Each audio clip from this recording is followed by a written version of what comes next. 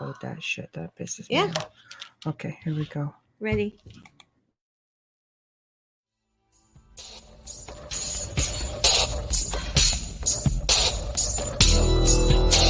Welcome to the Outer Realm with Michelle DeRoche and Amelia Pisano. Airing live on the United Public Radio Network, 105.3 FM in New Orleans.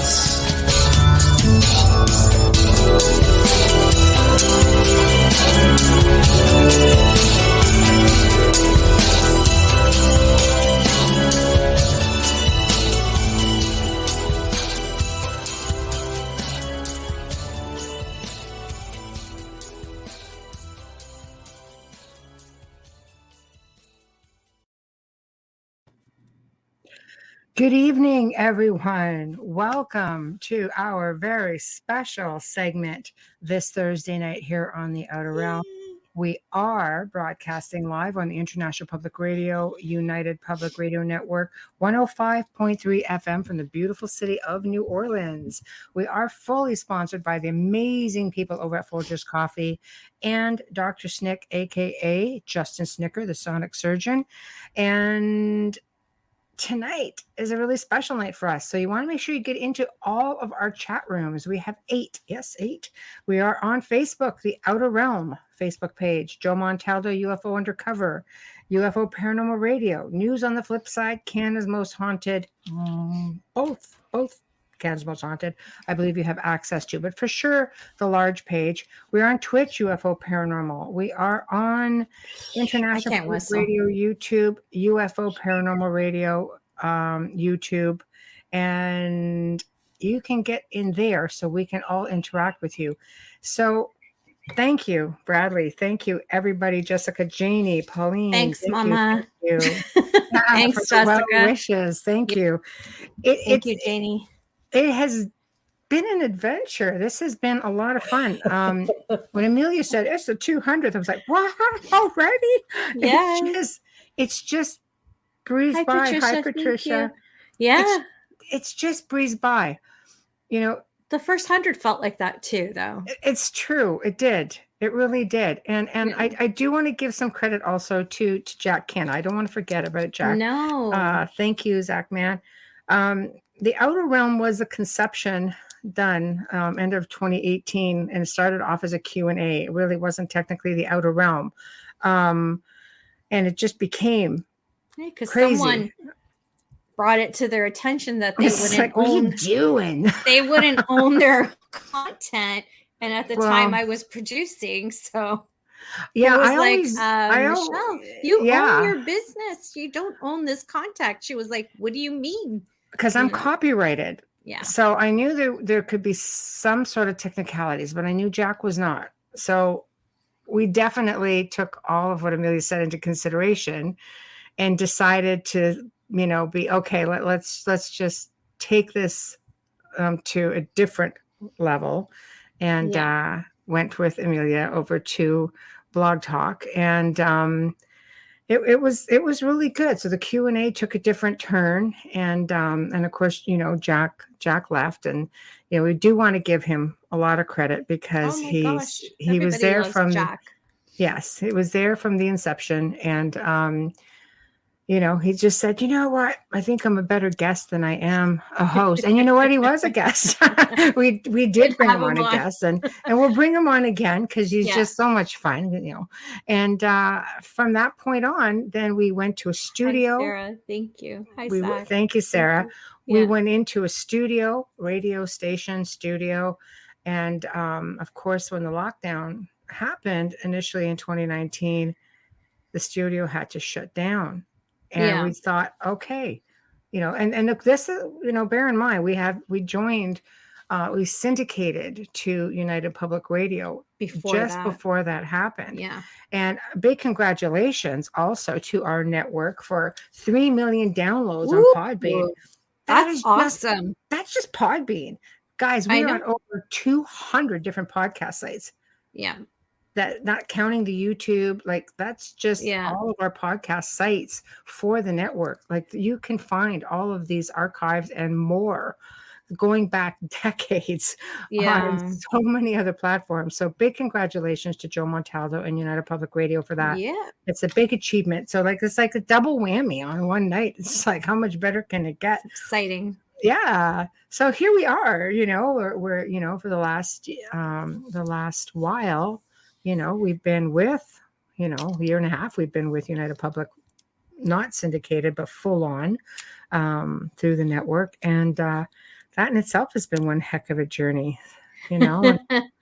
And along the way, oh my gosh, you know, the people we have met, thank you. Knowledge, thank you guys.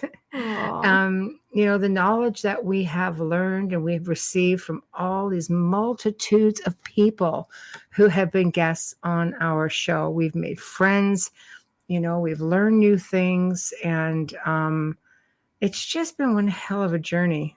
You know, I'll light up a special cigar. All right. Yeah. I like it. So, yeah. And we thought the best way, you know, to share this segment would be with you guys. Yeah, we couldn't be here without you. No. So you're part of this. Our guests. So happy anniversary. Yes. Happy anniversary, Episode-versary. I know, right? Yeah. It's awesome. It's awesome. It's all about you guys. It's all about what you want to listen to. It's all about what you want to see. And we do listen, you know. You'll find that for coming into, you know, you'll already see some familiar faces that have been coming on the show with us. And you're going to see a lot of new faces coming on as well. And it's going to be a lot of fun. We're going to have so much fun. We have so much to keep up with the changing times in the field as well. You know, we don't want to get stuck in what, you know, that formula of anything. It's what we stand for, is moving forward and making sure that you get the best of the best information. And we're learning as we're bringing guests on as well. It's not always necessarily something we know about or agree with at times. No, I agree. Yeah. You know, it doesn't mean that because someone comes on that is necessarily our opinion. We respect everybody's opinions, perception, ideologies. It's what keeps the shows interesting. We are here to bring you different perspectives. We're here to bring you different topic matter. You guys email and you say, well, I'd like to see a show on this or a show on this. And we really do hunt down people. I always say something. We hunt down people to lasso them, bring them in. Yeah, look for the best in their fields, always. Exactly. And a lot of people contact us because you notice at the end of every show that we will say, hey, you know, if you know of someone you'd like to see, or if you'd like to be on the show yourself, we make sure it's a good fit. You know, it's just, it has to be a really good fit because we know what you as our listeners all like. Yes. It's that simple. And it sets us apart from many others. Yeah. And if you disagree with something, you can email us as well. We listen. We do. That's what matters. We hear you. Yeah. I think maybe we should give them a little bit of the process. Just give them a little peek into the process of how guests are booked. And because we've had a few people over the course of the last few months sort of throw things at us. We're like, what? It's like, what did you just say? Well, so don't even talk about the last week one. I will let Amelia walk everybody through the process. Oh, through the process. I'll shut up and let Amelia You will never be able to reach Michelle by messenger. You will always have to email to get her. Now, I delete messages and I go through the messages. So a lot of times people will message me on Facebook, which I can guarantee you doesn't come up for days. So I hope you're not in a hurry. If you're in a hurry, always email theouterrealm@gmail.com. And if you can't remember that, don't worry. Just go on our Facebook page. It's right there. Okay, so don't message us on the Facebook page, not on our own personal pages. And please, please do not DM us on Messenger. We don't even look at DM on Messenger. It is inundated with messages, and it's just, we will never be able to help the people that we need to help. We have our families as well, and get all of our work done if we were looking through all of those messages, because you can imagine how many spam messages go through everybody's mailbox. And so what happens is, if somebody reaches out to, I'll use myself as an example. I always give them the email address, and then Michelle takes that and she takes a look at the guest, and then I'll let her finish that part, because sometimes I will get a message that says, well, I'd like to come on this week. Those of you that follow the show, and this is how I know they don't follow the show, right? This is how I know they've been looking at our numbers on the streamers. You know, our archives are in the millions. So this is how I know they're not following the show per week, and they're not really aware of what's going on. Because if you're aware, you would know that we're booked months in advance. In fact, last year in February, we were already booked to January. We're trying a different process this year. And there is a process. We don't want you to have, there's 2 shows a week. We do not want you to have the same topic matter on both nights. We want them to meld, but we don't want them to be the same. If we wanted that, we would have a panel show. Pretty much. The email goes to Michelle, and then Michelle. Yes, I do try to look at what we have coming up. For example, in 1 month, I wouldn't want everything to be extraterrestrials and UFOs, and you only have a couple of paranormals in there. Bless you. Thank you. You know, you'll notice that we do a lot of ancient, historical stuff, archaeology stuff. Like we have a mix of literally everything, near-death experiences, reincarnation. So we definitely try to make sure that it's somewhat spaced out. Every now and then we might have a week. I'll say it's paranormal week, and we'll have 2 paranormal shows. Hi, Tamara. It just really depends, because we also have a waiting list. We have agents who contact us to have their people come on, and the waiting list is long. It really is, because this year, like right now, we're booking into middle to end of April. We're trying not to go more than a quarter ahead, because it's not easy either.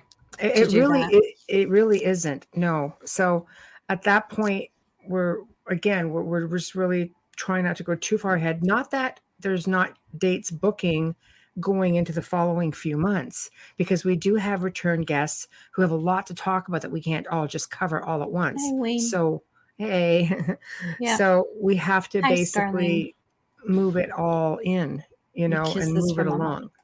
Sorry, Michelle. But when Mom's on, I have to blow her kisses. And when thank you, Philip. Thank you, Philip. Philip Syracuse, Horsefly Chronicles, Monday night right here. 8 p.m. Monday nights at 8 p.m. Philip and Julia. Yes. Yeah. And we have a great family here. We do. Sorry. Yeah. No, it's true. We're a great network. We have a lot of really great people. There's a lot of really great shows, and that's something else too. If especially when agents are booking, they don't always think, okay, we're on the same network. So if we see a guest, because we do book months in advance, but if it's too close to when we're booked and they're on another show on the network, we have to bump you. Yeah. Because we're just not going to do back-to-back guests. It's not fair to the other show. Any more than it's fair to our show and our listeners, nor the guest, because or the guest, they will lose out on the audience if they're carrying the week. It's not. Absolutely. And some guests think, oh, it's better if I'm booked back to back on your network, and I'm like, no, it's not, because if they've seen you on another show, they're not going to come to see you on the other. Like they're not. They might not be listening to you again, so you kind of miss out. There's a science to it. There's a science to it. Yeah, and there actually is a science to it. There's a science to it, and and when I get a little, sometimes people can be pushy and try to get on sooner. I can't do that. I don't have the schedule, and I wouldn't do that. I would not move somebody. If we have been to have an opening or a cancellation, there's a waiting list there as well. Yeah. You know, it's a crazy process that Michelle has somehow magically put together without glitches, and we follow it. And Michelle also has an agent that calls in and books. Yeah. So you have 2 agents that book shows. It's, you have to have one person who's on it, or it becomes a mess and confusing. Very convoluted. It is. It's so not it's that we're better, trying to be difficult. It's just trying to follow a formula that's been working for us for 200 plus episodes. Thank you. You know, and that's the thing, you know, sometimes I'll have friends in the field and they're like, well, you're a host. I'm like, yeah, but I'm not booking. I don't know what's ahead. I don't know what's booked right now. I have bookings, but I have names. I don't necessarily have topics. I can't just put you in there. No, Michelle might be waiting to hear from someone else. But we tried to do that where we were both booking. Michelle knows a lot more people in this field, and it's just easier to have her book the guests and to have one person on it, because at one point we were double booking and then we'd have to move things around, and it's annoying for the guests. It was a big mess. You know, we do talk about, you know, about people who will approach, you know, someone will message Amelia. She'll say, well, there's this person. We talk about it because, again, it has to be a right fit. We're not, you know, we're a little bit outside the norm that way. And it's, you know, for myself, it's because I've been in the field for a really long time, but that's just my field. There's a lot of other people at the top of their fields who come on, but enough of all the red tape. We're thrilled to be here. We're thrilled that you guys have been a really big part of our journey. And we just appreciate and love you all. And when you come into chat, it just makes it that much more fun. When we have guests, it's kind of hard because it's about the guests. So we can't always get into chat. But on nights like this, where it's just the 2 of us and we're all just kind of all hanging out, it's wonderful because we can talk about pretty much anything you want to. Yeah. So I'm going to start with a topic matter because I was listening to another interview today. Yes, I do that. Oh, we do. As I research guests and things like that, right? We really do research people. You know, we're very careful when people come on. But so for all of the paranormal researchers out there and maybe the logical people, your thoughts on moving objects. So in this case, I'm going to use, like we know dolls can move. Sometimes dolls whose necks don't move. Been caught on film and you see the doll's head just moving. I know. It's just like a little unnatural person. But let's say we had something like a statue. Okay. Copper statue, for example. Copper? And sometimes there's claims that statues can move. I can't personally see how a copper statue can move, but in the field of the paranormal, I suppose anything is possible. My personal thought is, are they just giving you the illusion of what they want you to see? So if, for example, something moves, okay, and I'm going to show you where it gets technical here. If something moves and you see something move, is it because the spirit there wants you to perceive that there may be part of them or the statue or whatever is moving? Now, let's take it a step further. What happens if someone captures a photograph with that movement and the whatever it is that's moved is different in the photograph? Are we talking a hand or are we talking a face, an eye? Because at devil's advocate on the other side, I'd be looking at I would want scientifically make sure that this copper is not movable or soft and that it is indeed copper. It's a big statue. The one I'm making reference to is a statue that's holding a rifle, and the hands on the rifle are said to move. So from up here to, let's say, down here, because it's holding a rifle, which is, you know, this way. So it's holding, the hands are on the top. So what, I don't know. So to the paranormal investigators who are in chat, or the logical scientific people, what are your thoughts on that? Yeah. Don't Let everybody just us chime in know. all at once. I'm going to just say mine since this is I'm on here. Okay. Here we I go. would have to I would have to investigate it in all ways, scientifically and paranormally, whether you're putting a camera on it or whatever. But I believe that some measurements need to be taken, because if those hands are moving, we need to know how long, how far. And then you need the history of the actual statue and who it's of, and if there's any attachments to. I mean, there's a lot that of the things. statue's haunted. Like, I'm talking about an allegedly haunted statue right now. Yeah. And I it's would done still some want pretty the incredible density of things. the copper. Yeah. I'm just terrible that way, because I think I think if you get that and it's still moving, it just validates the paranormal field. It really does, But how does a solid copper statue, or bronze statue, how does that just move? It's still energy. But how does it physically move? It's this big, crazy monolith. It's like, Yeah. Oh, there we go. Bradley. Okay, so here we go. So Bradley says, all right, so let's take this one. Copper's a conductor of energy, correct. And it can also ground. And if the claims are that spirits are made of energy, I suppose it could be possible. Okay, I'm thinking it may be bronze, so not copper. When I think back, I think it's a bronze statue. So that if it was copper, it would be blue and green right now if it's outside. It is, but I think bronze does that too. Does it? I think it oxidizes.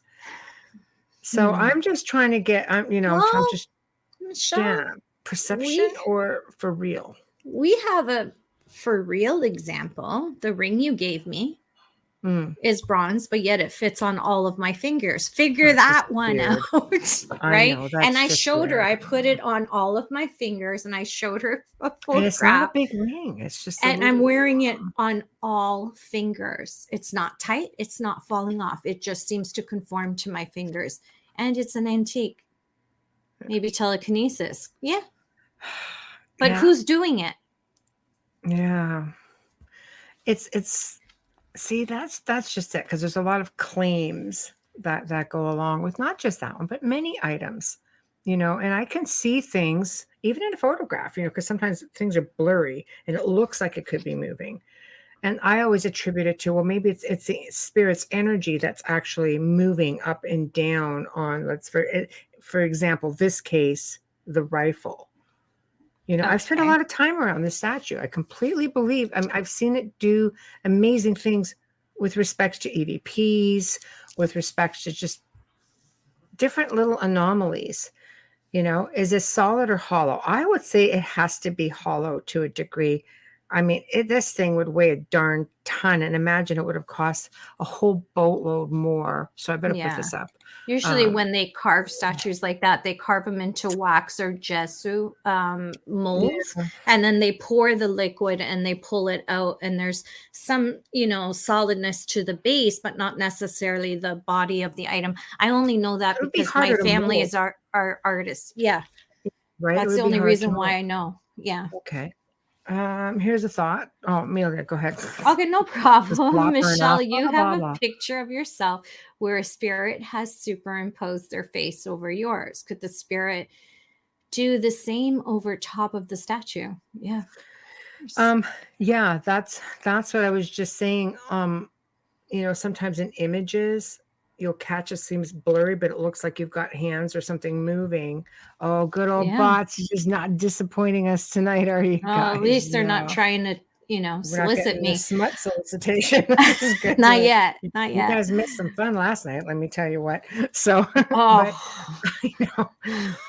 but yes, I do believe that spirits can superimpose their energy over top of physical objects. And Wayne and I were actually talking about that tonight, the whole doll thing, because there was a clip that we watched one night, and I go, well, the doll's head must have just naturally moved. So of course it would be able to move, but the spirit could move it. And he goes, no, that specific doll did not have a head that moved. I'm just like, all dolls' heads moved, even if it's stuffed inside somewhere, but it's just like. Not if they're part of one form. Exactly. Yeah, so, the porcelain dolls are sewn, but then you have the first plastic dolls that came out that the heads were not necessarily separate. They were sometimes, again, Yeah. like a statue poured together. I remember all these Right. things come from a mold. And then I wonder, so there is no demonic attachment to the statue whatsoever, No, it's said to have a spirit energy. Well, I know it just a does spirit because energy. it's had, it's come through the EVPs, and a lot of people have had amazing experiences. Mediums have communicated with them several times, and it's quite a lovely spirit. Not Yeah. grounded. It just chooses to be there.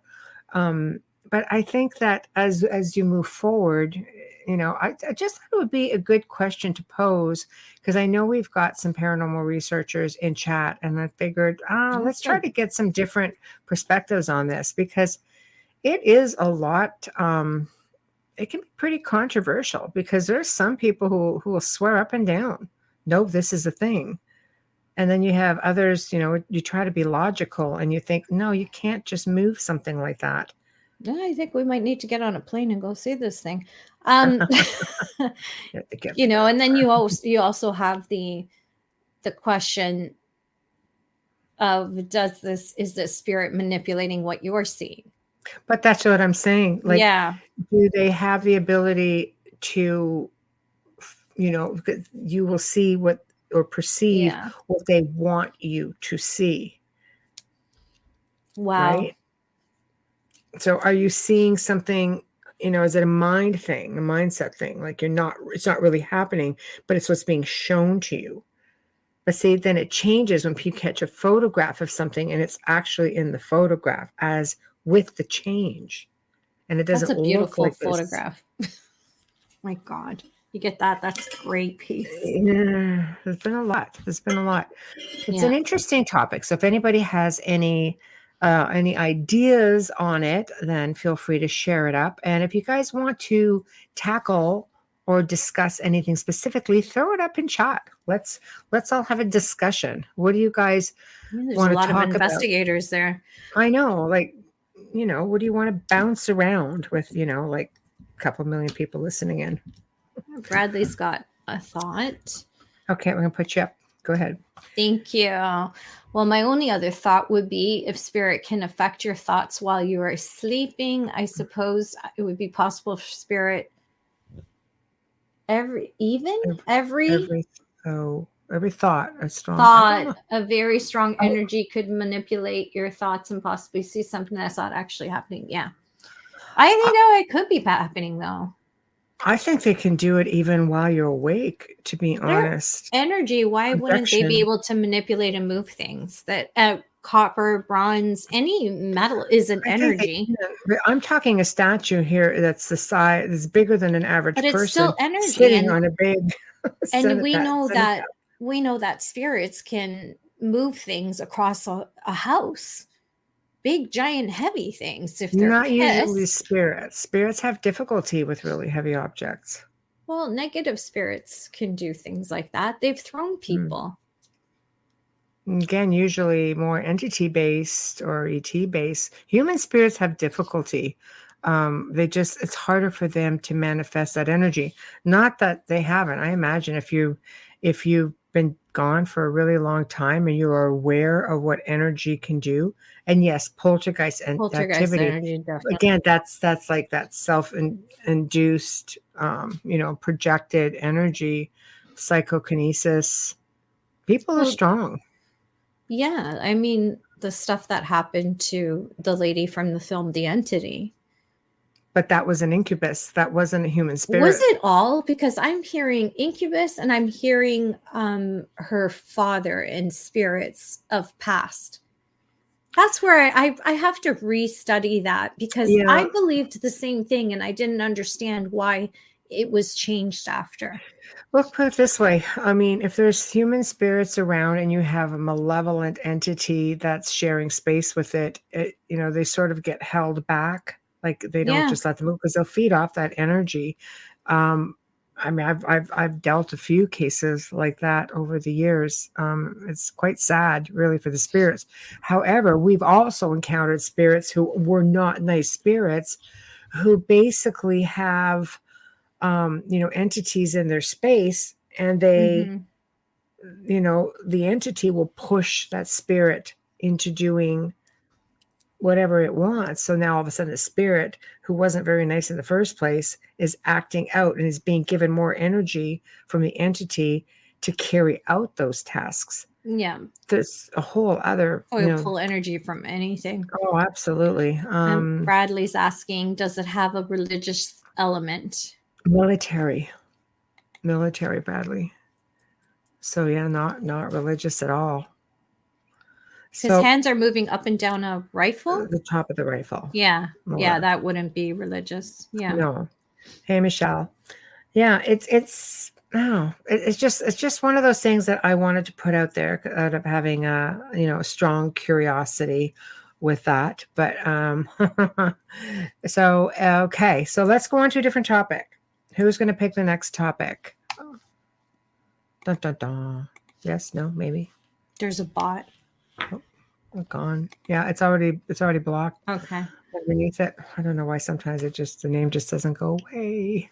I wonder what a lot of people. I think a big one, and we brought this up yesterday with Dr. Elliot Van Dusen, and we've talked about it with Mike Rickseeker. I think we need to. I would like to ask the audience their thoughts on shadows, on shadow people.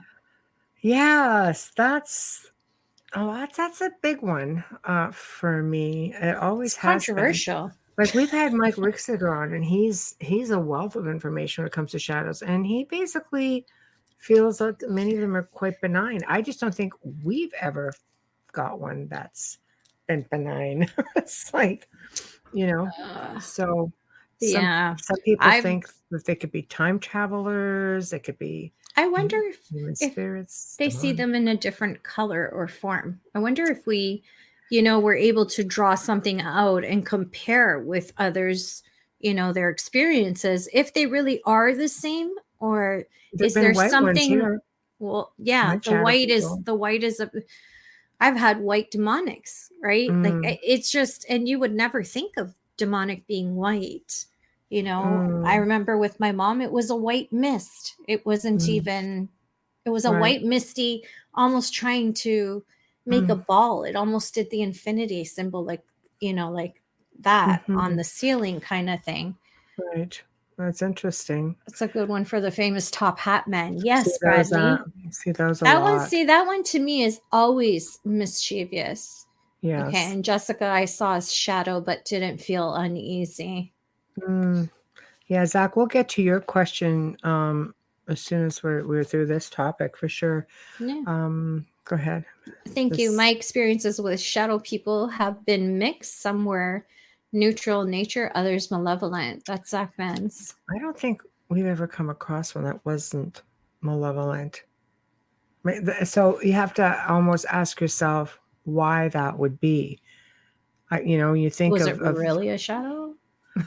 Well, sometimes there are things behind them. Yeah, for sure. If you don't feel that it's malevolent, I'd be so leery with that, because we don't know if there's something trying to mimic a feeling of love or a loved one and still trying to manifest itself to look like that person in some ways. You have to be very careful. That's what gives me fear. I used to always say that as well. I used to say, well, how does it make you feel? Do you feel uptight? And now it's like, well, wait a second. Anything can make you feel comfortable. Absolutely. You need to tell me, where did you see this? How long did you see it? How long did you see it for? How often? Did you communicate with it? Like, there's a million other questions to that now. I don't think it's as simple as what television allows you to believe and what we may have thought many years ago. Yeah, there's a sense of peace when it's a loved one. But if you're looking at a black shadow and you have a sense of peace, you need to question that. I agree. For me, it's like a gunman coming to the house and I answer the door. Yeah. It's like, you got to be careful. There you go.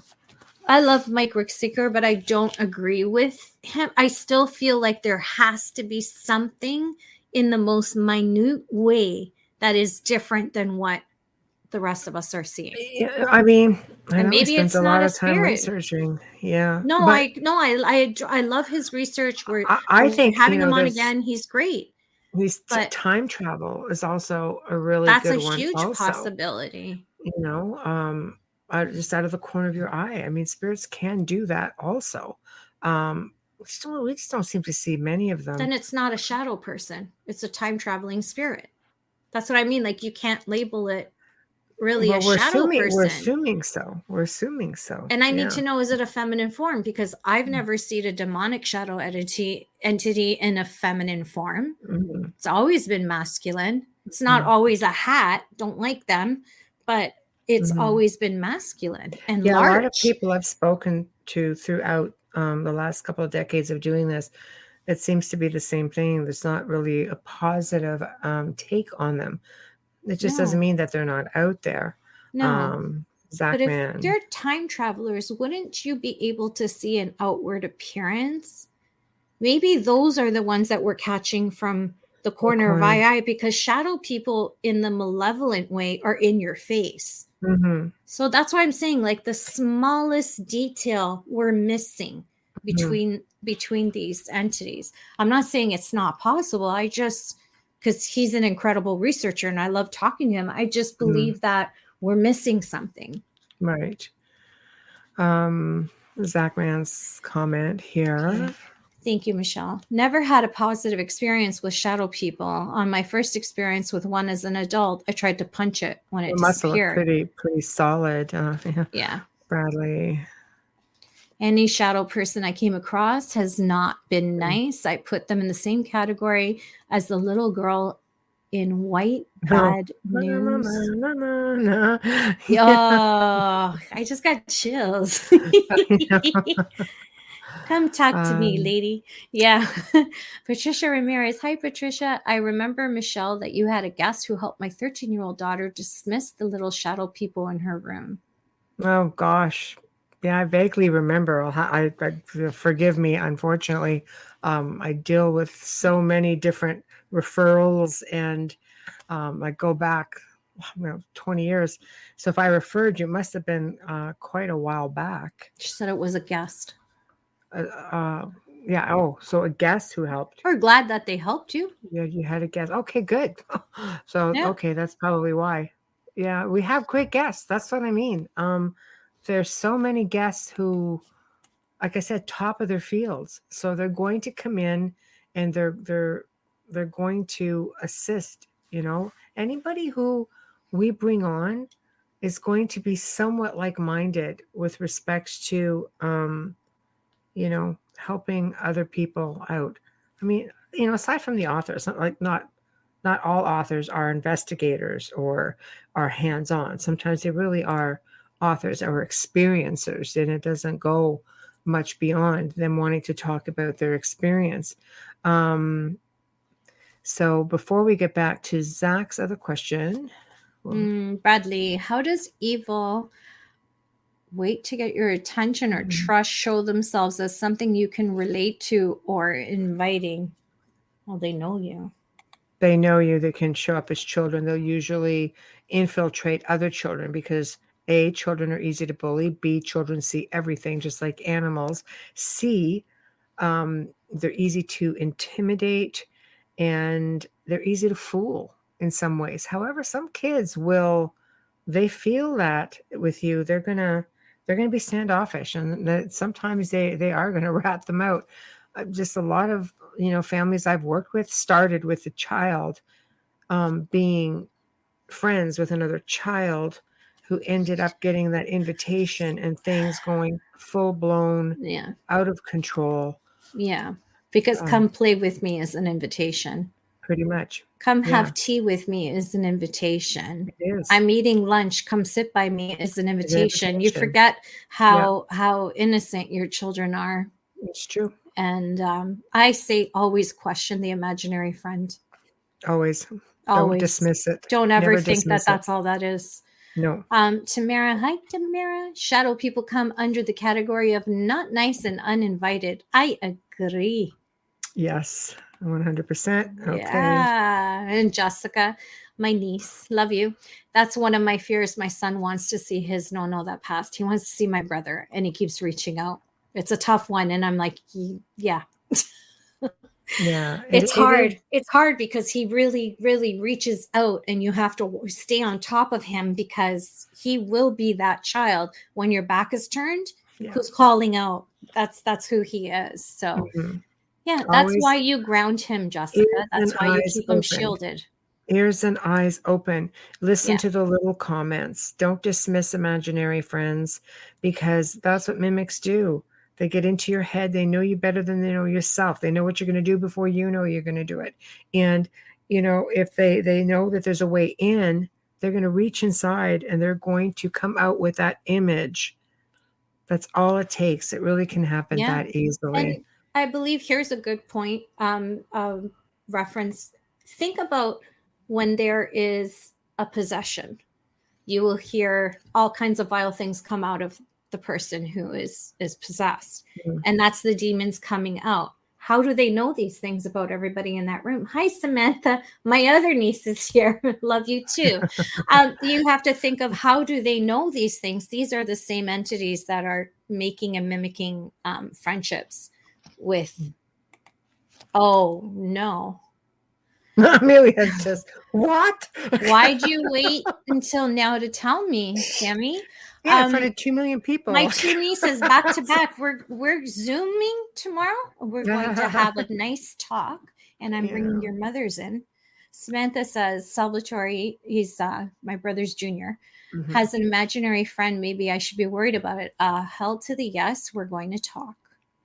Shield him and bubble him for now. The thing is with children too, is you don't want to scare them. If you scare them, they stop talking. So this is where you have to become the observer and watch the behavior. If your child all of a sudden starts to feel withdrawn and he doesn't want to talk, or he doesn't want to play, or he doesn't want to go into his room, or there's a certain part of the house that's starting to spook him, start paying attention. Sometimes imaginary friends are just that, an imagination, overactive imagination. But when I say never put it aside, is because I've seen way, way too many situations that have gone bad, that because it's been the opposite. But just pay attention.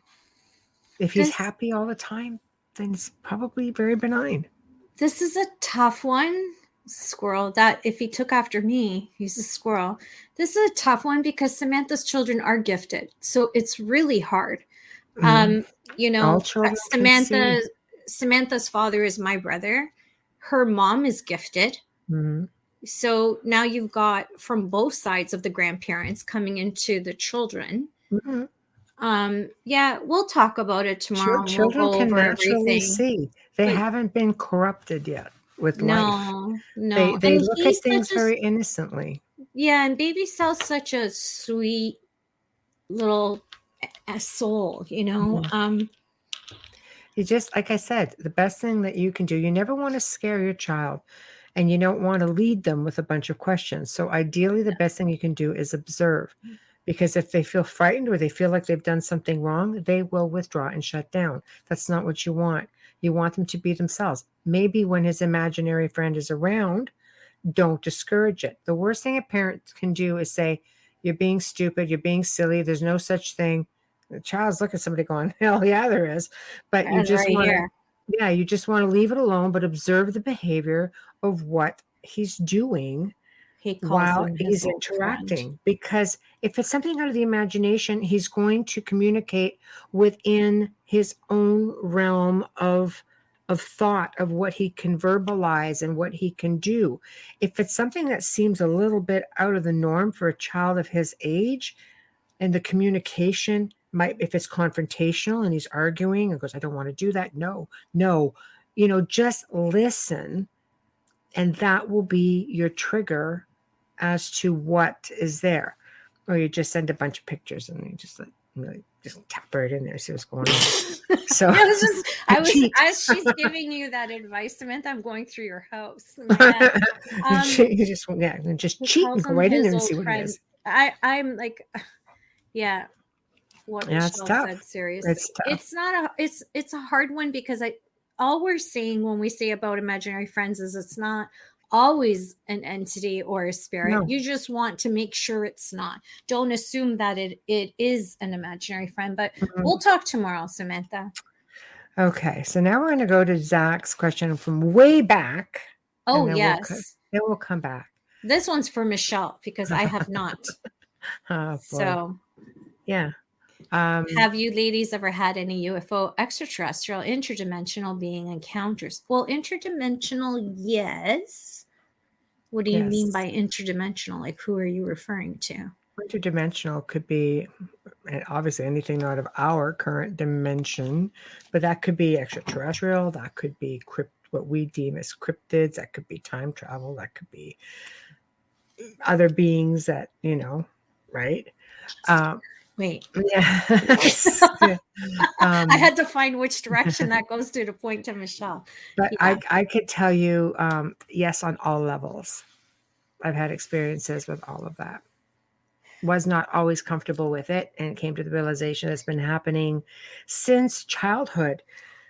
And when I came to that realization, he calls him his old friend. Samantha, I'm wondering, Samantha, if there's an ET thing going on here. Yeah, we're going to come back to you, Samantha and Bradley. Yeah. So if anybody who has obviously listened to interviews that I've had or seen my Paranormal Nightmare, which is the only time I've really told the full scope of my own story, there was an attachment. And I think on my Paranormal Nightmare, I even played one of the recordings of that attachment. Yeah. Big growl, You did. Yes. And I now tend to wonder, because there is a really fine line between certain beings and extraterrestrials.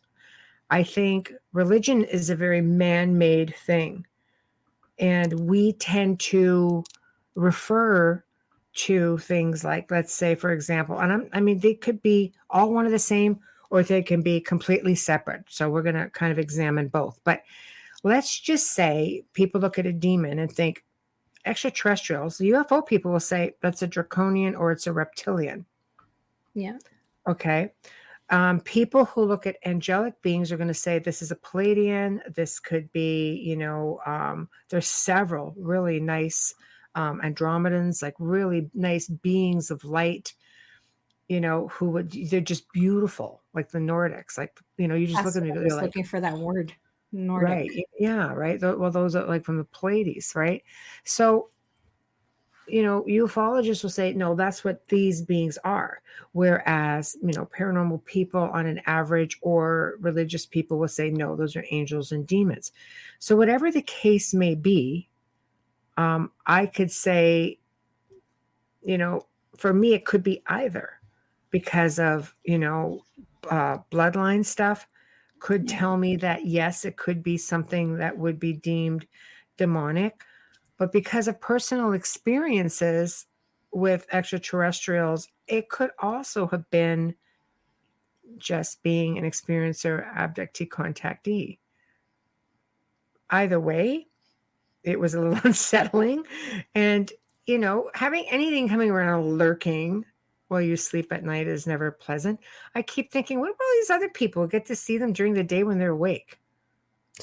Or they don't get their memories scrubbed, which really is a little bit weird. How about that? Yeah. Hi, Allison. Thank you. Yeah. Thank you, Allison. Yeah. Yeah. So just, no. I think it's something that a lot of people experience, and a lot of people are going to start experiencing more, because from what I'm understanding, just in research and other people I'm speaking to who are abductees, contactees, experiencers, they are going to make themselves known.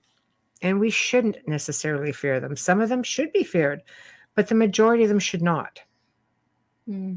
So brace yourselves. It's like any human race. There's good and bad everywhere. Exactly. So it's the same thing with that. Exactly. Just be ready for it. Open mind.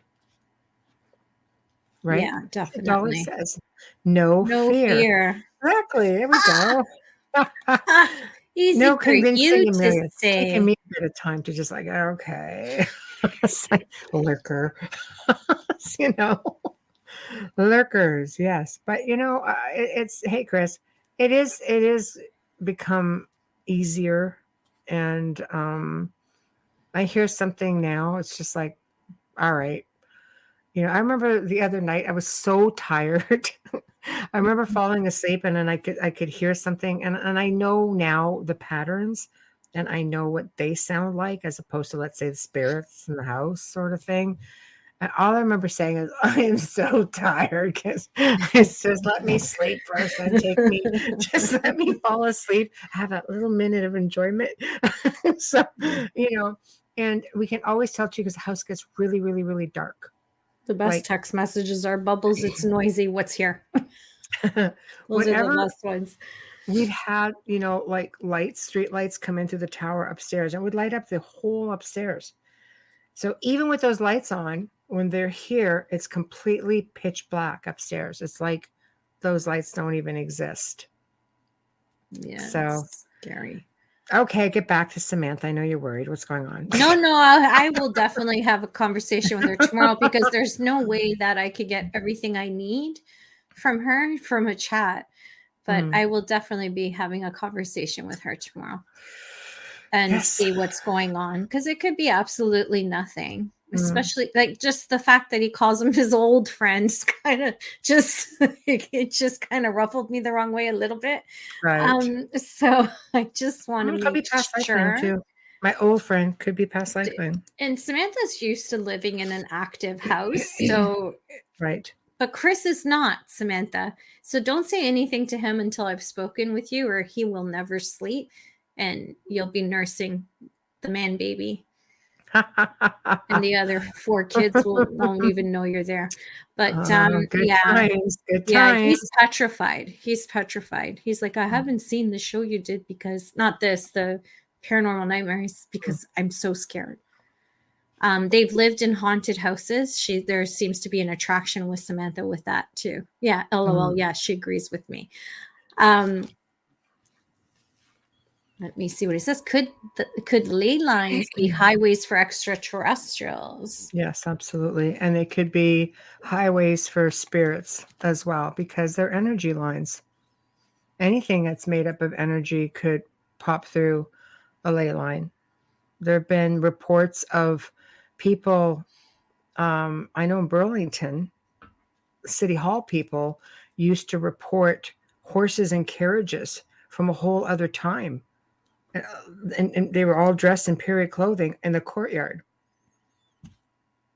And it ran right over a ley line. So I completely believe that spirits can travel through energy lines. And it is believed that UFOs and extraterrestrials, and Dolly, correct me if I'm wrong, could also use ley lines. Oh, well, hello, you're new. Nims Dulak, I love it. Yeah, ley lines, definitely for spirits, seen them, but interesting for extraterrestrial. Good to think about for me. Okay. Yeah. See, Dolly says yes. Dun, dun, dun. Yes. Yes. Dolly would know. Dolly would know. She's had a heck of a lot of experience. Yes. So I completely believe that. So there's going to be a lot more information surfacing there also. But energy lines, I think where energy lines tend to cross, you'll see portals. A lot of these power spots, like throughout the world, like the ancient Egyptian pyramids, like Stonehenge, there are places like that all over the world. And you'll see where amazing monuments were built over these areas. They follow magnetic ley lines. Exactly. There we go. That's interesting that they do that, but that's, I guess it's like a highway. It's like a If you want to know more about stuff like that, you should really watch Ancient Civilizations, on Ancient Aliens and stuff like that on television, because they have a lot of those stories in there. Hi, Dave. Hi, Dave. Yeah, Tamara. When you have paranormal activity, you have UFOs reported.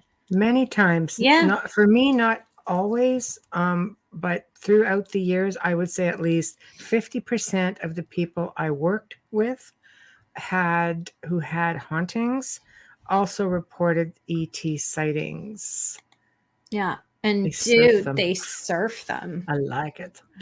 I like it. That's very cool. Okay, Bradley. I've been doing some searching and have noticed most churches are Yes. places on ley lines, the old cathedrals. Yeah. Yes, that's what I'm saying. They're power spots. Yeah. And if you notice, a lot of churches were built on old temples, and the temples back in the day were built on power spots, and the churches just took over the whole area. Of course, they would. Yeah. So Stonehenge is built on exactly, and well. some of these places they could not build on.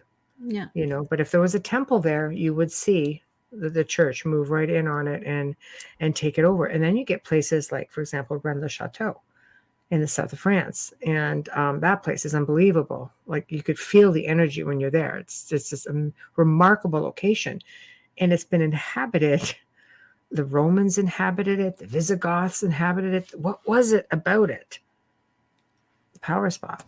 I felt a lot of energy on my grade 8 school trip. We went to Montreal at the cathedral. It was overwhelming for me, and I was 14 at the time. I didn't quite understand, but I do have a thing for cathedrals. I can't lie. I love going into, I don't care what religion they are. I love going into them because I find them so beautiful. I love the architecture. Like, I consider myself a spiritual person, very open-minded. I don't follow organized religion, but yet look around, I love the Gothic arches. I love the architecture. It's just so unique, but it's also very medieval as well, which is I'm sitting in the medieval room for those who don't know. I just can't spin everything around, but I love it. I'm much like you that way. It's just so beautiful. I think it comes from mine and my niece's history too. Yeah. Tons of it. Yeah.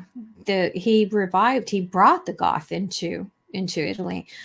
Dave's is saying some of the ley lines in Europe is said that Apollo flew over the line and charged the ground on his journey. Oh, that's interesting. Didn't know that. Yeah.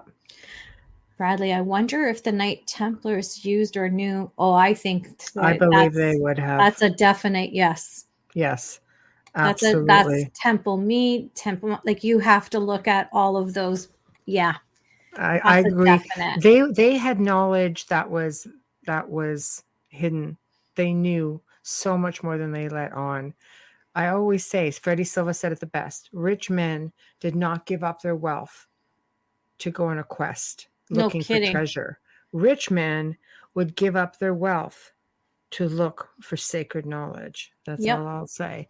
Especially back then. Exactly. Yeah, Rennes-le-Château. It's Rennes. It's Nims. It's actually Rennes-le-Château. So it's RENNES space LE space Chateau. Chateau. Yeah. I think maybe when he typed, it just happened to come up that way. It might have. Yeah. Are you talking to your phone? Because it does it to me all the time. Well, it's the Yes. Tamara says Mexico City. There is a church built on. There you go. On pyramid. A pyramid. Yeah. That's often, if you go into, churches. Arabia and Emirates and that, you will find things like that. The sand just blows over in hundreds of years. And then that's why we have archaeologists digging them all up. You have whole cities under sand. Yes. You're very welcome, Nims. Dolly, ask yourself, how did they know? That's the key. How did they know? How did they know they were magnetic? How did they know to look for them? Exactly. And that's where, you get that whole UFO cross into paranormal. I know. Are you referring to the Templars? How do they know about the knowledge? That's a big question. How did anybody know about the knowledge? How did Stonehenge, Easter Island, Rennes-le-Château, the pyramids, the Mayans? How did any of them know? Extraterrestrials. Yeah.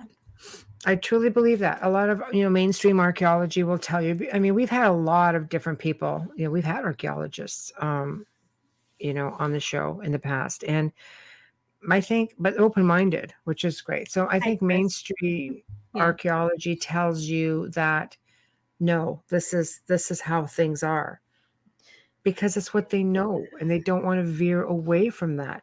But I'll tell you something. The earth is giving up her secrets, and discoveries are being made because you have people who are persevering. Look at Wayne Murphy, Sean Williamson out in Wisconsin. I'm sorry. Kathleen Ann Ball in Brazil, Carl and Hamilton, right? Relic hunters. I'm sorry. Things are starting to surface, and there's not going to be any hiding it. You're not going to be able to just bury it. That's right. ETs have been active through time. And you know what? The ancients actually coexisted with them. They didn't fear them the way we have been taught to fear them. Right now, it's like everything in the media. Oh my God, this is happening. It's Hollywood too. Even the great minds. Oh no, you're going to be Stephen Hawking. No, you don't want to be communicating with extraterrestrials. They're going to take over. That shocked me. Think of the Mayans. Think of the Aztecs. I get it completely. But the ancient people emulated these extraterrestrials. They revered them as gods. They emulated them. They built temples to them. There's so many out of place artifacts that have depictions of extraterrestrials. All you have to do is just listen to some of the Grey Zone episodes Joe and I have done. They're mind-blowing, the information that we have presented on this. Why is this the only time period where we are taught to fear them? Because the governments or the militaries have whether they've made deals and they've got all of this reverse, technology that they're moving forward with, and they're trying to suppress us, like whatever the case may be. I'm not overly trusting of either, but all I know is we seem to be the only time period that really fears extraterrestrial contact. Next, that's a whole other show. Yes, that's wow. Yeah. Oh, Bradley says Oak Island is in Nova Scotia. The big treasure hunt lays on a ley line. Yeah. Mm-hmm. There's ley lines everywhere. I think when people hear us speak of ley lines, they think just, north and west and east of us, but they're here as well. Yeah. They're everywhere. They just circle around the globe. It's energy. That's right. That's right. Go ahead. Okay, Petrella, if the narrative changes, people can also lose their income, prestige, and career if they change their viewpoint. Agreed. Dolly. Yeah. Agenda that does not include most others. Yep. That actually just melted right into Dave's comment. Exactly. Yeah. Exactly. No, I don't know. I think that there's going to be a lot of discoveries being made. Let's talk about Antarctica for a moment. There's a lot with Antarctica. There's a whole lot with Antarctica, and it's something that's been kept from mainstream humans, being all of us in civilization, forever. And yet they've known that there was something down there. Mm-hmm. I'm sorry, the Nazis were said to have been down there. Darn straight they were. And if I always say conspiracy theory that Hitler was actually a Rothschild, and Rothschild's got an island right beside Antarctica, and that would make sense why he would be there. But whole other show. However, they're making discoveries that they're now talking about. Scientists have been going down there. Linda Moulton Howe has come out with, interviews, of people who have seen things, and she's basically done the interviews, exposed it. Now there's, the government's releasing little bits and pieces, and they're finding bits and pieces of an ancient civilization. The key is it an ancient human civilization? There's a freaking pyramid in there. It's like, the hell? So, it's like Alaska. Who would freaking She's a little passionate about why they're hiding all of this. Because I want to know. I want to know why they all want to live there.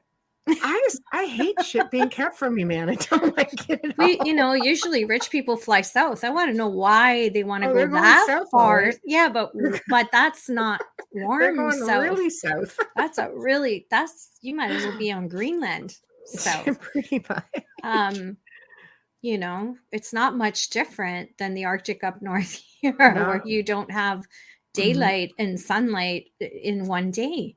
Or exactly. It's daylight and night. Sorry. Exactly. Dolly said it is the magnetic energy of the earth from the core of the globe. Yeah. That's where science actually agrees with us. Admiral Byrd, Tamara. Yeah. And it's our magnetosphere. Yeah. Yes. I don't know. I think there's some great discoveries coming, and I think people should start having an open mind and try to get away from the mindset of average academia, because I think that we've been fed a very basic curriculum throughout, like all over some parts of the world are really advanced. Here in the West, we're got pretty basic curriculum, in the schools, considering, like, I'm sorry, even China and Japan, I mean, they're really, really advanced in some of their teachings. So we're sort of like spinning our wheels here. And I think that we've been taught and told to just focus, like tunnel vision. We have to have that peripheral vision. We have to be open-minded and just say, okay, look, things are happening and this stuff is real. You can't deny it. It's right there. We've been taught that places like Lemuria and Atlantis have just been, it's just fiction. It's Fantasy. not fiction, man. It's not fiction. It's there. It's there. We have photographs of it. They found Lemuria, for God's sakes. It's like the 8th continent. And they found another continent, Aria, I believe Pretty it was. sure they found Atlantis. They just don't want to tell They're not talking about it. No, exactly. My mind is open, but scared to open it more. Yeah, I know. Oh, it's an adventure. I know. You'll love it. Just don't try to take it all in at once. That's how I learned. Just have wine. Wine. Wine. Prepare for the adventure. That's it. You're off tomorrow. You're good. Dave says in the old maps of Pangaea, Antarctica was attached to the landmass in the area where the Indian Ocean is today. There's a great chance that humanity's original continent. Yeah, there's that big landmass right next to Italy, actually, and it's the one that I've mentioned before. Now, with that landmass, it's gone under the plates of the earth. It's under the water, but parts of it are the mountain ranges that you see in Italy and throughout that whole part of Europe. Like, it's actually right there. Oh, in and northern Lemuria Italy would have been also attached to, because it's right between Australia, New Zealand, which was right down there with Antarctica. It's also fascinating. Yeah, the plates, they do. Plates so dark all the time. They do. Well, yeah, and obviously it wasn't that solid that it sank. Well, some of it just slides under the water. But so let's ask ourselves something else. Let's say, these, and again, I'll mention Freddie Silva because he's been on the show, a couple times. He's wonderful in his research. He's very, very, very detailed in his research. Any man who takes 19 years to study the Knights Templar and writes these freaking amazing books, 19 years has got to stand for something. So, but there's a lot of these missing lands, as he calls them, and these ancient civilizations that go back, 10, 15, 20, 30,000 years. And these people may have been revered as gods. Is that the Atlantis story? Is that the Atlantis story? That's the whole thing, separating myth and lore and exactly. And what I like to call fairy tale of cultures. It's true. It's hard. Dave says lots of previous civilizations probably ended up in the Earth's mantle and was recycled. I agree. 100%. See, right there, these islands have sunk and these continents have sunk. We've been through ice ages. Oh my gosh. And we can't really check, especially if they're in, thousands and thousands and thousands of depths of water. We can't get that far to see what's there. No. You can't, you'll die. You can't get down there. Bradley writes, I wonder if doing a spirit box session of spirits would tell us our future or things about our planet we didn't know. Ooh, Well, actually, well, I let think it's Michelle answer that one. I 'cause think it's a we've done a few. double-edged sword with that. Yeah. And because I have had many sessions, and spirits will give you a lot of information. Extraterrestrials will give you What you more need. information. Yeah. I mean, I've had spirits of my family come through and set me on a journey into my lineage that blew my freaking mind. And it was all validated through different mediums and psychics. And then I've gone to these locations. I found the information I needed. So I do believe there are some things they can tell you. I don't believe they can interfere too much with giving you things that can alter your life too much. And I say that because I remember my grandfather giving me tidbits of information. And there was a woman in the background. And I remember my grandmother saying a story. She would tell us a story that for years after my grandfather passed, he would visit with her, and she would be annoyed because he had this female guide, and she would determine when the visit was over. And it was part because my grandfather, knowing my grandfather, was trying to give her some information she wasn't supposed to have, and she yanked him out of there. This is what happened when he started touching on things he shouldn't have touched on. And all of a sudden, she's basically saying, that's enough. Like, she got very, very stern with him. So I think there's limitations as to what they're allowed to tell us. And ET tells, they're actually, I found in that one last session, Bubbles, Yeah. the last two, they'll just, maybe three, they'll just tell you all kinds of stuff. It took some, yeah, you almost have to make sure you're tapped into them, though, to be sure that that's exactly who you're talking to. Tapped in and protected as Exactly. well. Don't just put on one of those boxes and think all you have to do is talk. No, you need to have somebody on the outside, not just listening. Hi, Christopher. Hi, Joyce. Hi, Christopher. Hi, Joyce. Yeah, I believe that there has to be somebody there monitoring, so you know exactly who you're communicating with, because it could get dangerous pretty quickly. Absolutely. Dolly, Plato died before he gave his entire account of Atlantis. Yeah. Funny that, huh? The ones he gave, yeah, there's another conspiracy. Funny that. The ones he gave, they've had, look at that location called the Eye of the Sahara. And it's when you look at that thing from overhead and you compare it to ancient depictions, my gosh, it's almost identical.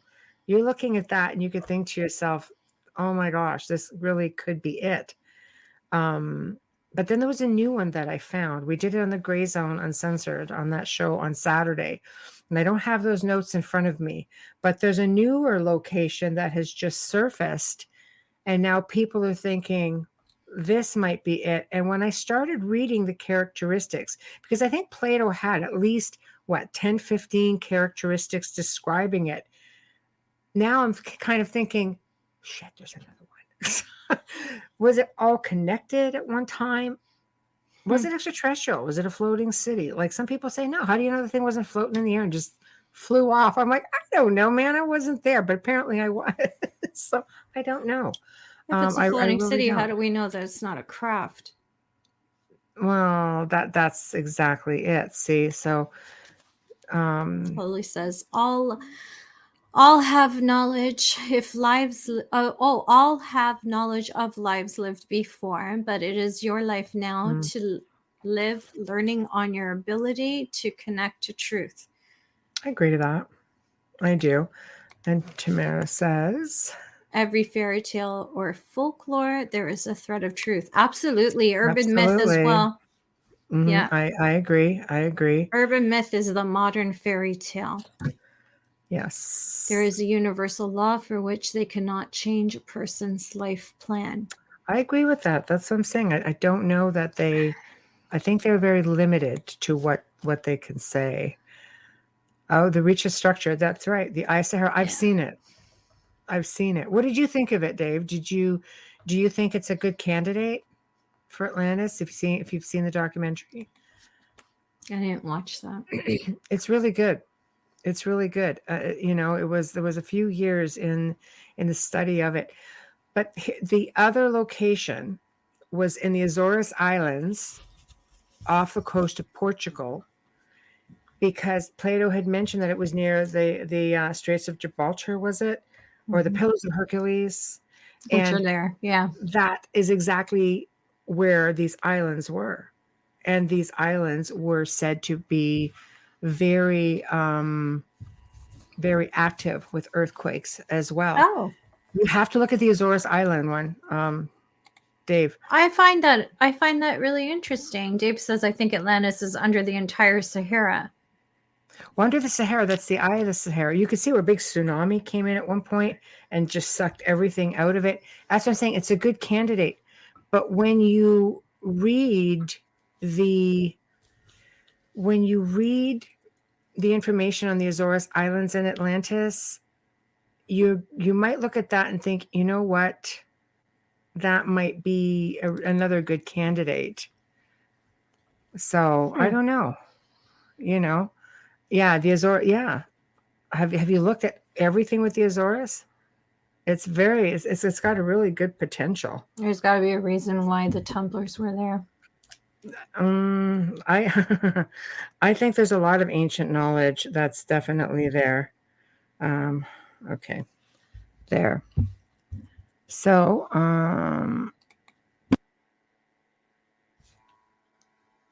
I just lost. Yeah, sound. I'm here. Oh, there you are. Okay, I had just lost sound. Dave says the giants were on the Azores. Sorry, my eyes are like shot tonight. Yeah. Okay, well, I can go ahead and read. I can read them if it helps. No, it's okay. It's okay. Christopher. Once they're on the big screen, I'm okay. Hey, Christopher. I disagree. They crucified Christ thinking they ended him. Well, we have a little comment on that little bit there. Yes.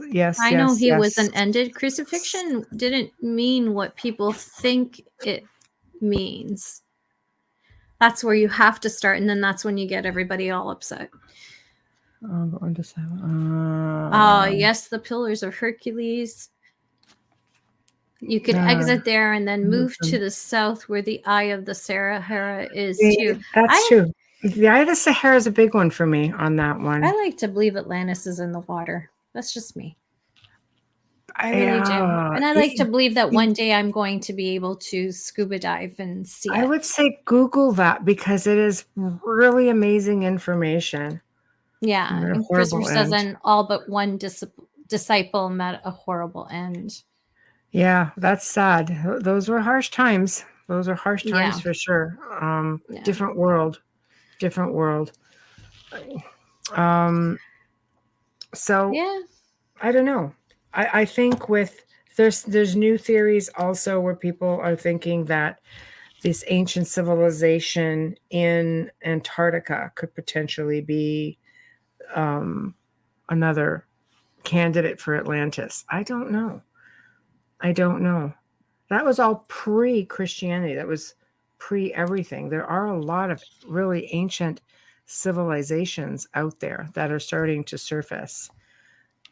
So do you want to do a station ID? Bubba? Yes, I do. Thank you. There's a lot of. I know. I'm trying to keep up with the chat room. We're just going. Yeah, it's. I love it. I love having all everyone there. My God, we couldn't do this without you. Thank you. Yes. Right now, you are listening to The Outer Realm with Michelle DeRoche and myself, Amelia Pisano. We are live in New Orleans. Gorgeous city, and it's almost Mardi Gras over there. We are airing on 105.3 FM radio, and we are streaming live right now on UFO Paranormal Radio International Public Radio and UFOs and Gods and Extraterrestrials Radio, and every Facebook page that has our name on it. You search us, you will find us on 8 different pages. So join us in chat. There's still time. We still have a little bit left to the show. Tonight is our 200th episode. Thank you, all of you. And a special big thanks to Folgers who have been with us from inception. Thank you for having faith in us. Thank you for trusting us. And we hope it's a long relationship. we wouldn't be here without Folgers Coffee sponsoring our show. Thank you so much. And we'd like to give a big thanks to composer and award-winning Dr. Snick, the sonic surgeon, Justin Snicker, for our intro and outro. You can find him on Amazon, Bandcamp, and you can find him on Facebook and Instagram as well. Check out his music. It's amazing. Thank you, Justin Snicker. Yes, thank you. Thank you. Thank you, Nims. 200 episodes. It's fantastic. Hi, Audrey. We've been really hit a fortunate, few milestones today. Yes. Oh. And Tamara, caps are melting, so things are showing up in Antarctica, Iceland, Greenland, and Arctic. Yes. In the Arctic. Yes, they are. Yes.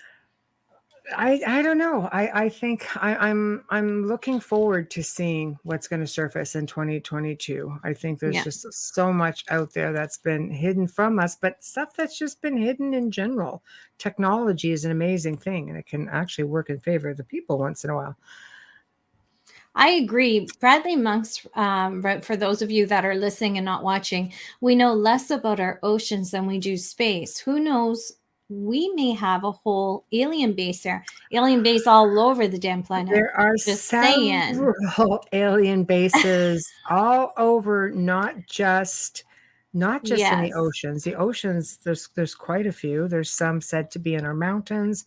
Absolutely, under the ground, in them. It's all our favorite correctional officer, Wes Coleman, says, "I'm going to drink 200 cups of Folgers coffee to celebrate." Love you, Wes. Mwah, mwah. Take pictures. Well, he'll be calling tomorrow. I know. It's like, I'm still awake. I'm still awake with 200 cups of Folgers. I suggest decaf if you do that. Yeah. And a porta potty nearby. It's all about the thought, right? We love you, Wes. Oh my gosh. Wow, that conversation went from ghosts to aliens it's quickly. All over the place. It's and all over history. The place, but I love it. And this is what we're trying to say, just a reminder, it's not always, a lot of people think that we're just paranormal. In fact, paranormal is probably the smallest thing on our schedule. Yeah, it really is. Considering definitely. I've spent practically 2 decades in the field, it's amazing how you branch out. I've always said, learn something new every day, and moving outward into. Yeah, Christopher's a 2 pots of coffee kind of guy. That's what I was going to say. That better be Folgers, Mr. Quarantino. Yeah. But yeah, you definitely branch out. I think people in the paranormal always go into ufology because there are several connections. But I am also a lover of ancient history, and I mean, I dig and I learn and I cross-reference, and I love just learning about everything because there's just so much out there to know. The paranormal is just such a small part of it. But there's a lot of dark things out there too. And I'm not just talking about, evil things here as the paranormal looks at it, angels, demons, well, demons being dark, but there's that world, but then there's another world that's like right here on planet Earth.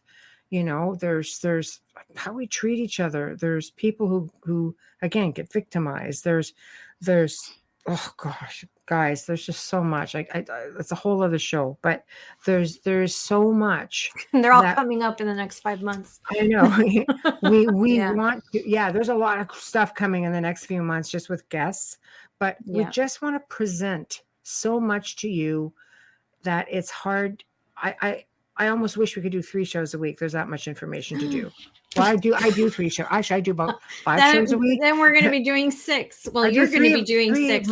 Yeah, 3 that I'm actually, like the 2 Outer Realms and the Gray Zone. But then I do other people's shows. So I average about 5 a week, sometimes 6. So it does get to be a lot. But there's just so much information that I would love to just bring forward and somehow fit it all in our schedule. We wouldn't be able to help people when we do those other 2 nights. That's the problem. That's very hard. Yeah. It's a very dark world we live in. Oh, hallelujah. Amen. Yes, it is. In more ways than one. Yes, it is.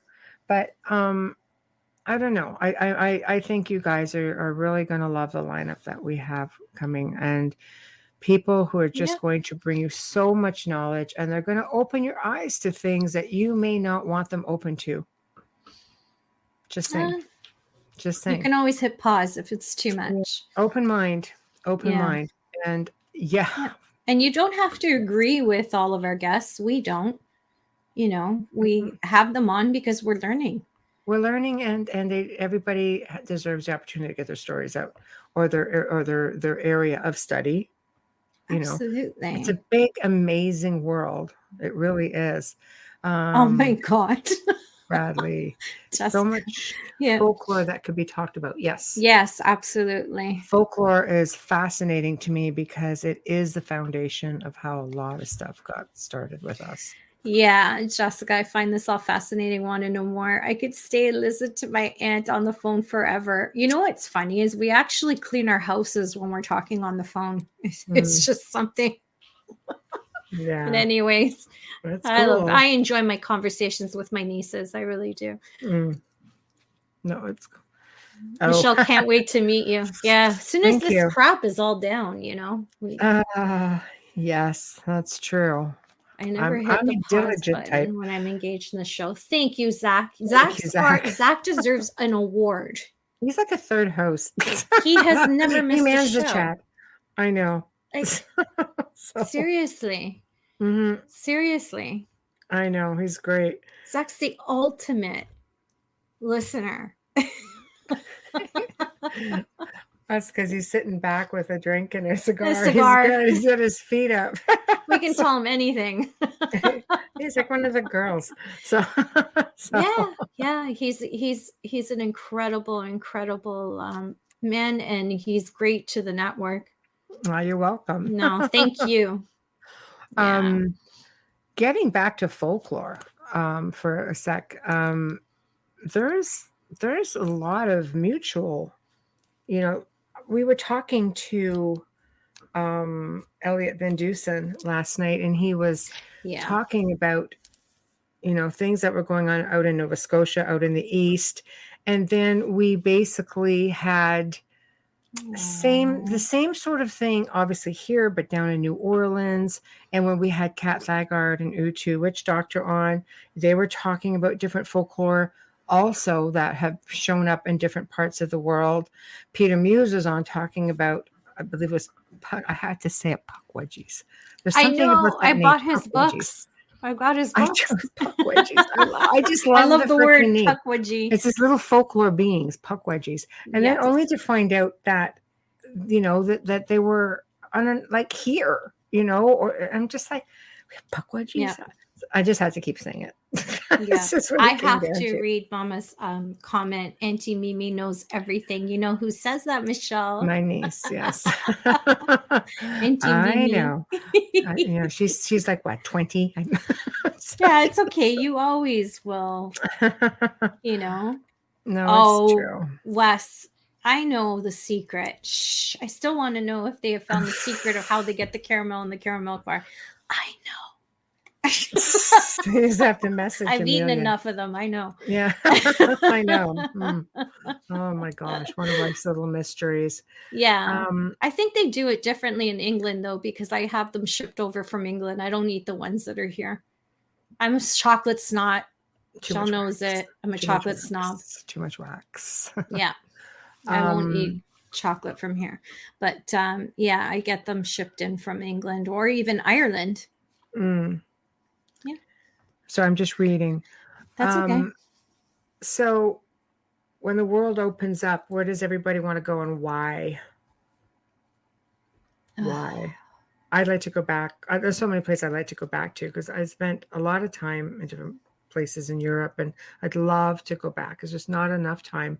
And I think when you're not allowed to do something, it makes you want to do it more. Right? Yeah. You learn that growing up. Funny like that. Careful, your mom's in the chat room. Yeah. To see my aunt. Oh, just seriously, like you won the award. You're killing me. Oh my God! Finally, yeah. Yeah. Poor Luca. I It's breaking my heart because she had a baby boy that I haven't been able to hold, and he's over a year, and it's breaking my heart. Yeah. Oh, Wes wants to go to Alcatraz. Really? Yeah, West Alcatraz would be kind of cool. That would be a cool place. But again, I'm just sort of like, I'd like to go someplace that hasn't been done so much. But for you, I guess that'd be kind of personal too, right? Being a corrections, sorry, I keep saying corrections officer. I would like to see Canada. That's what Zachman says. I want to go to Canada, so my friends. Anytime. Anytime. Bradley says, I see so many in the paranormal. I'm thinking on trying to bring some different ideas to the investigation, like folklore, forerunners, skinwalkers, the exits.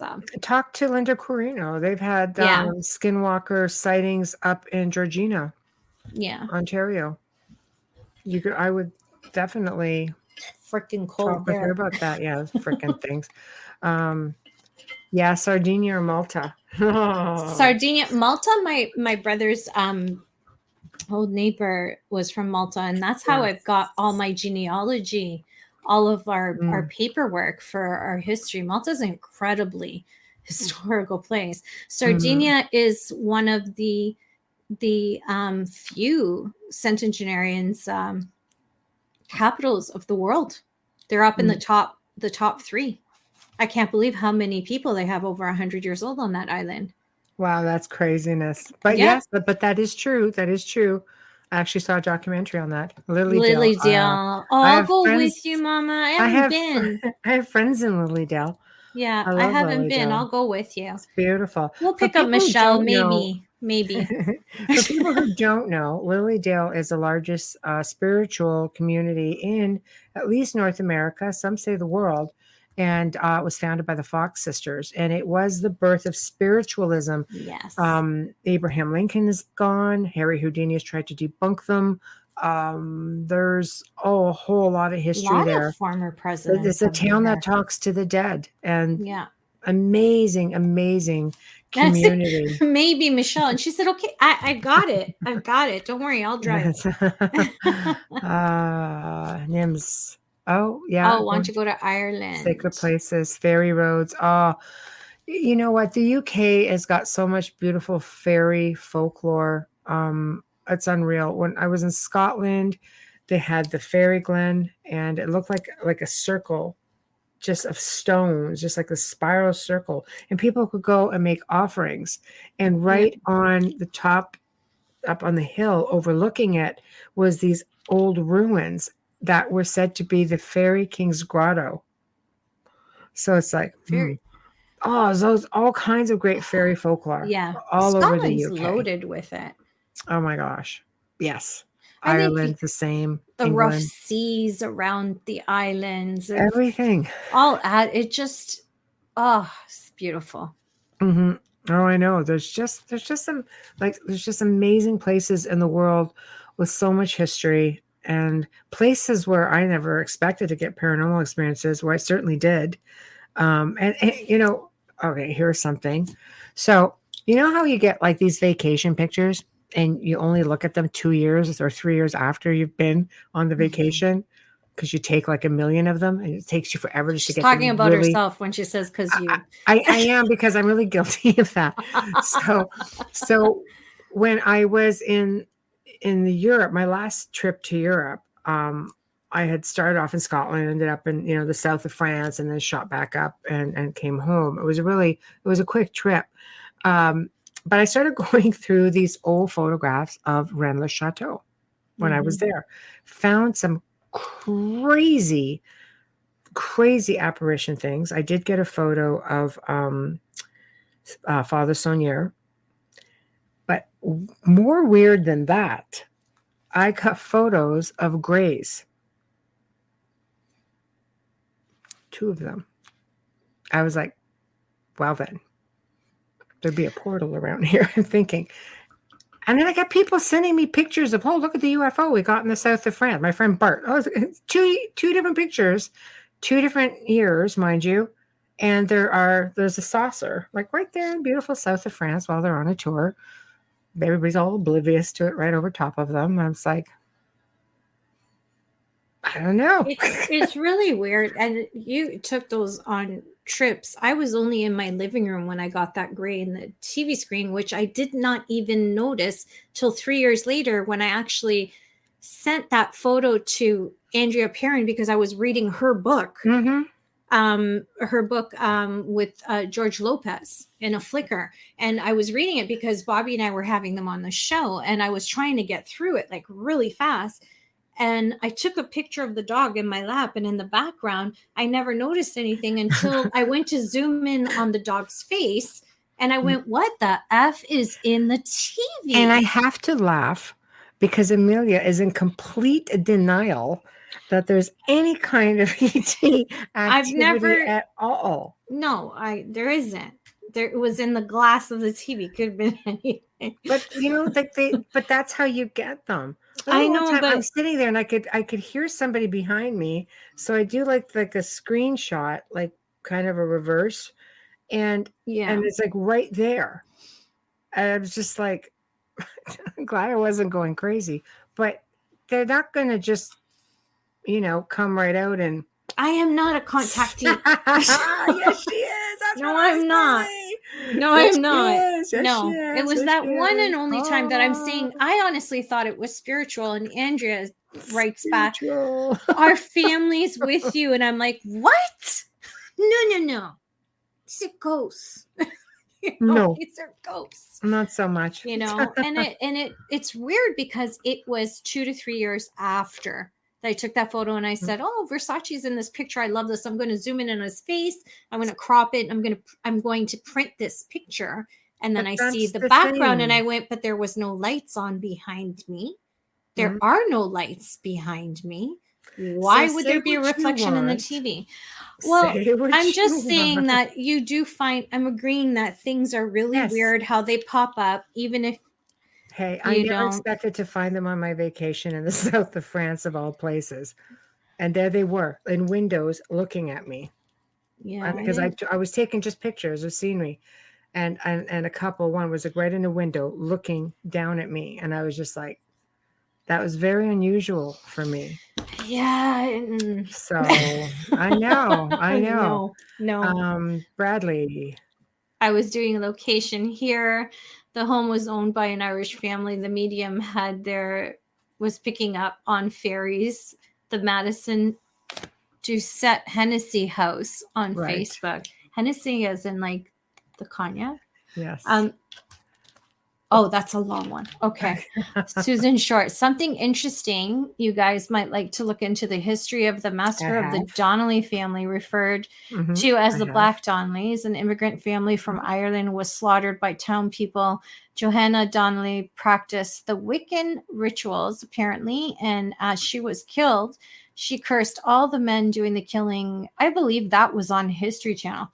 Yeah. They are distant relatives to my grandmother's family. Well, cool. She lived there when she immigrated from Ireland and refused to talk. I have something I can add to that. The connections to the Donnellys. Actually, a friend of mine is writing a book on it. He knows the current owner, who's a Donnelly, visits pretty regularly, actually, and he's got a lot of the history down pat. In fact, he knows more history than most people I've ever met. But if that's not even enough, if you guys saw an episode of Haunted Case Files, there's one a little embellished about being on the island up in northern Ontario. There was an old lodge on this island, and the caretaker of this lodge happened to be a cousin. I wish I could remember his name, Susan, because you're probably just like, what? And he said to me, he goes, "You need to go visit my cousin up at the Donnelly homestead. I'll put in a good word for you." I'm just like, wow, okay. Well, after that, we connected with a house in Kincardine. Now, the story with that house was when the Donnelly family was massacred, the owner of the house we were investigating, he would buy horses. Right? That was part of one of the businesses he had. And they were a big Scottish community in Kincardine. So, Yeah. Donnelly's being Irish, he took a lot of flack because to help out the Donnelly family, he went and bought up all their horses. So he took a lot of flack for that. I just found it really interesting how there were two connections. Mother, what do you mean? Which uncle knew who? You cut off. You're teasing us. My uncle knew and then it ends. That's the comment. I'm assuming you're going to say the Donnellys. I think that would be cool. Yeah, that's what I'm thinking. Either the cool. Donnellys or them. Them, yes, knew them, right? Yeah. They're going to have to message me and tell me which uncle. But I find it fascinating how things for me had come full circle with this family. And they really are very private. I guess your family member who owns or lives at the property now for the longest time wouldn't have anything to do with investigations or with even with film people because he had such a bad experience. So aside from communicating through this person I know who's writing a book, I think he's only now starting to open up a little bit again. Homestead in Canada. Oh, okay. Well, that's very cool. So very cool. I like it. So, that's actually really interesting. I love it. I love to hear all this. I never knew that. Mm-hmm. Go figure. That's funny. I know. I never knew this. I had no idea. So that's just in my family. So there's a lot of really great places to visit, and Canada, people don't think Canada actually has all that much because we're not as old, let's say, as the United States, obviously. But you know what? Technically, we are just as old. Yeah, we just weren't discovered or named. Well, no, exactly. It's not like Canada just popped up. Just nobody knew about who they were. No, yeah, exactly. There were people here when they got here. Mm-hmm. And let's look at our Indigenous people. My gosh, the history that goes back there. And Vikings and Templars, and there's just pirates. Like, it's all been here. Yeah. When you Google how old is Canada, you're going to get the age. You're going to get the age of the day they named it. You're not going to get who was here before someone came over and called it Canada, which, by the way, was an error. Yes. It actually means the village. But anyways, Susan Short said it was a feud that started in Ireland, and a priest from Ireland immigrated there, continuing the feud. Donnelly's one son had a stagecoach business, so that's where the horses came in. Thank you for that. Yeah, that's 1867. Doreen writes. We have so many haunted places. We actually do have a lot of haunted places here as well. And largely because we are such a huge, we have a huge landmass. There's things here that are completely untouched. We have a lot of mysteries. We have a lot of folklore, much of the same folklore as anywhere else. The Dirty Feud. Yes, I can well imagine it was. I mean, considering how it ended up. Besides that, thank you, Doreen. Happy 200th. We love it. We love it, and we're slowly coming to the end of it, which is kind of boo. That's okay. Autocorrect is just wonderful. It just I have the same issue.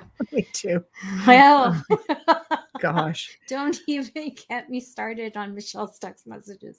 Just it's an adventure in itself.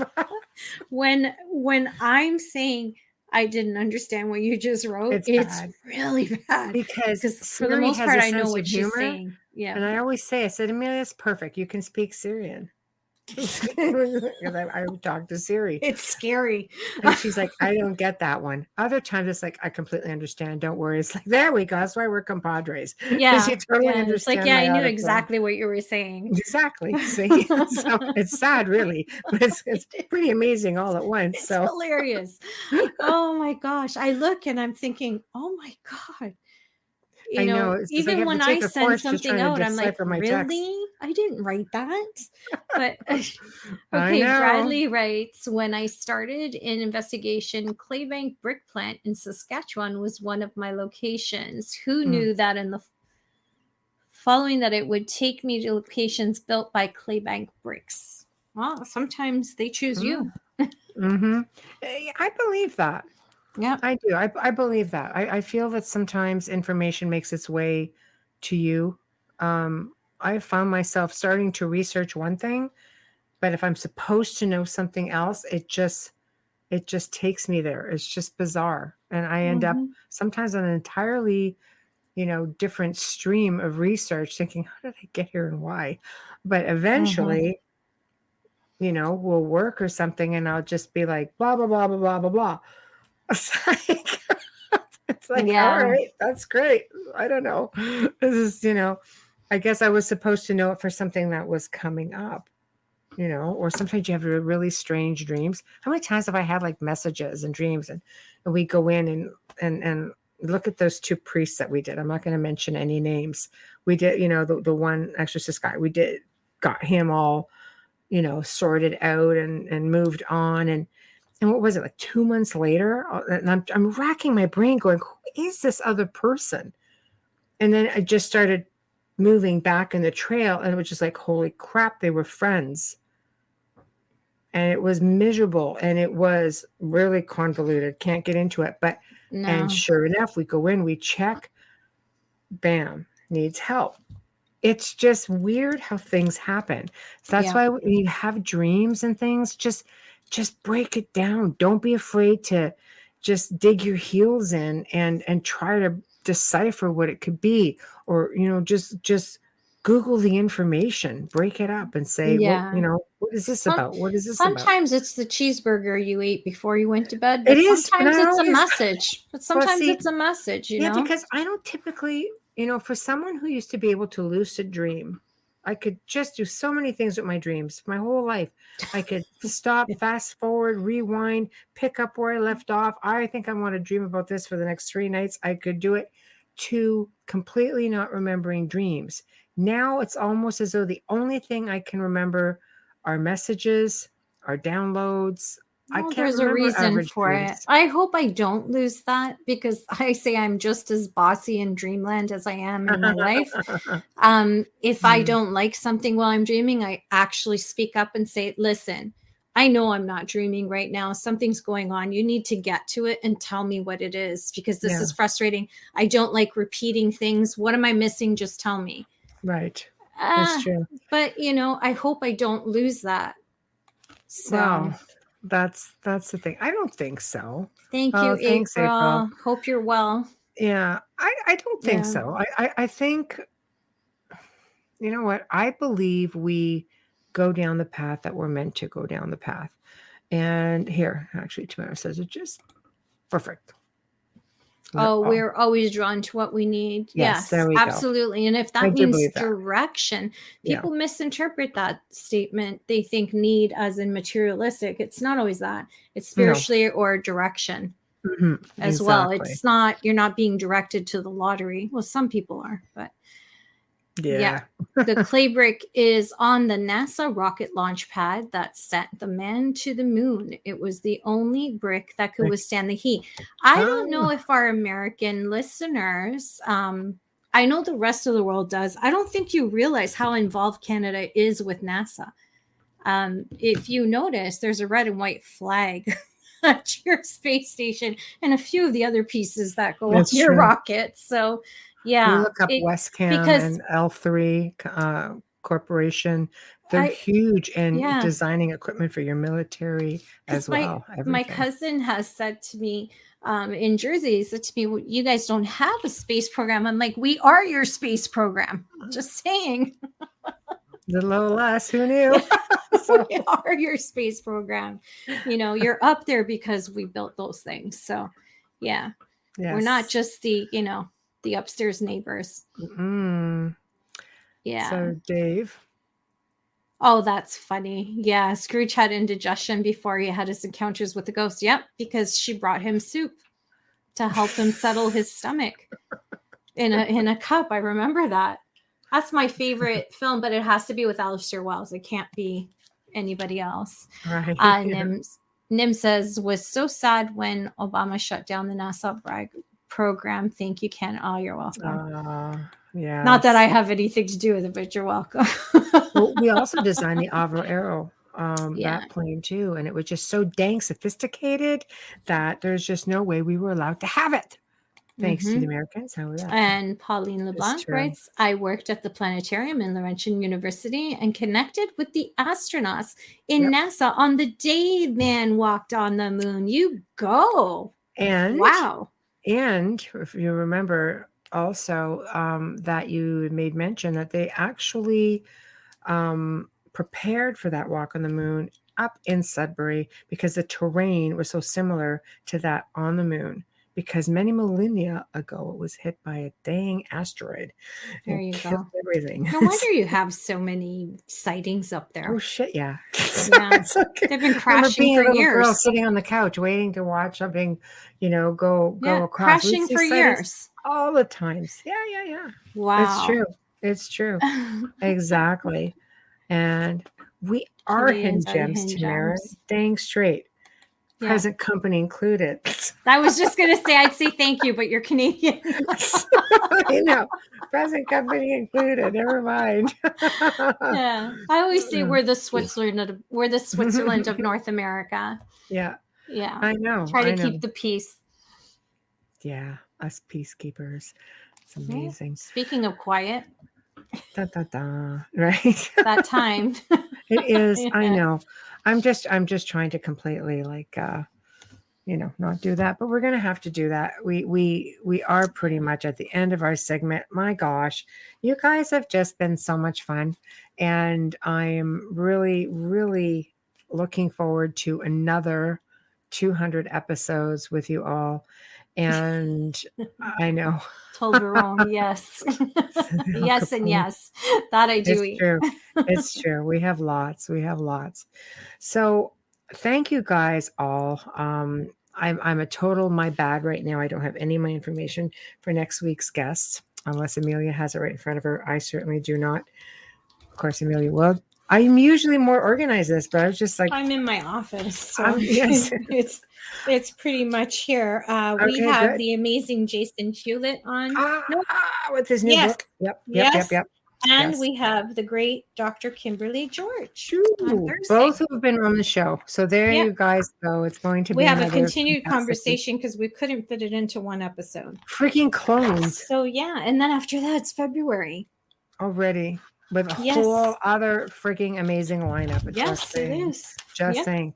Yeah. So thank you, everybody who tuned in tonight. And the chat room was just like on fire. My God, I think all 8 of our chat rooms were open. And if we didn't get to somebody, we do apologize. We really do try. But the conversation was amazing. And we did cover a lot of ground. And thank you very much for partaking in our 200th episode. Yes. Please remember to head on over to all of our group pages and YouTube pages. On YouTube, you can find the network under UFO Paranormal. You can find International Public Radio. You could find UFO Gods and Extraterrestrials. Give us a subscribe, please. And don't forget about us on the Outer Realm. Come give us some love. Share it up with your friends. And again, as Amelia mentioned, if you want to communicate with us, please email at theouterrealmcontact@gmail.com. theouterrealmcontact@gmail.com. And we will do our very best to get back to you pretty much ASAP. And aside from that, I hope you guys have a terrific weekend. And we will see you again next week with new guests coming up with a new month with even more amazing guests. So thank you all. Good night.